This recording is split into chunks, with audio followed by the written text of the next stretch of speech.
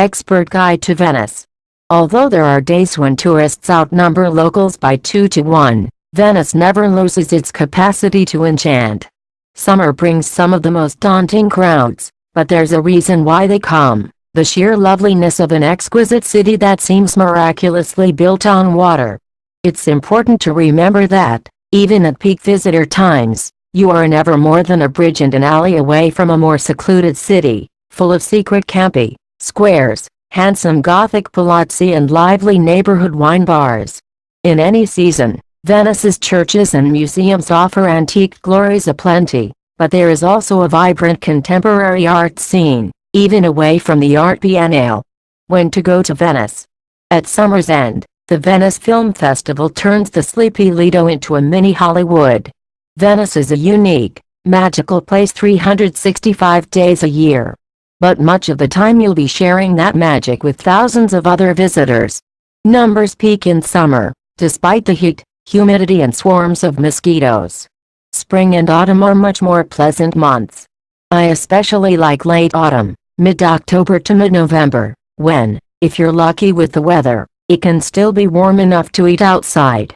But my favorite season of all is winter, a time of misty vistas when tourists are few and far between, rooms are cheap and the city is reclaimed by Venetians. An exception is Carnevale, in the 2 weeks leading up to Shrove Tuesday, Febmar, which brings in hordes of revelers and sends accommodation prices through the roof. Other regular annual events include the June-November Art Biennale, odd years, and Architecture Biennale, even years, the Film Festival, 10 days end of August to early September, and local festivities like the Festa del Redentore on the third weekend in July, when the city and Laguna are lit up by fireworks. The secret to seeing Venice without getting fleeced. Venice is expensive, there's no getting away from that.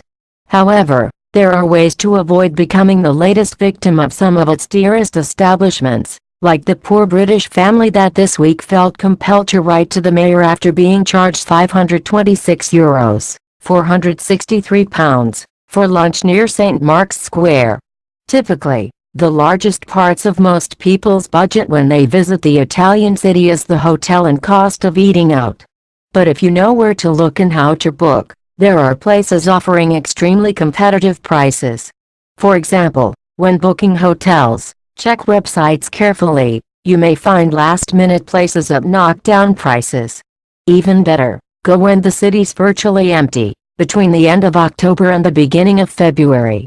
It may be chilly, but the winter light can be beautiful and a room in low season can cost less than a third of its high season price. To eat reasonably, inexpensively and well, avoid any establishment with a super cheap menu turistico. The food will most likely be dire. Instead, seek out bakery, traditional wine bars, where you can graze on cicchetti, bar snacks, or grab a place and a plate at the counter where charges are lower than for a table. If you do opt for the luxury of a table in a Baccaro or a smarter restaurant, remember, you are not obliged to eat 3 courses or order an expensive bottle. A carafe of house plunk and a pasta dish will fill an empty stomach without breaking the bank. Lunchtime menus are usually much cheaper than evening ones too, so consider having your main meal at midday, and a pizza in the evening.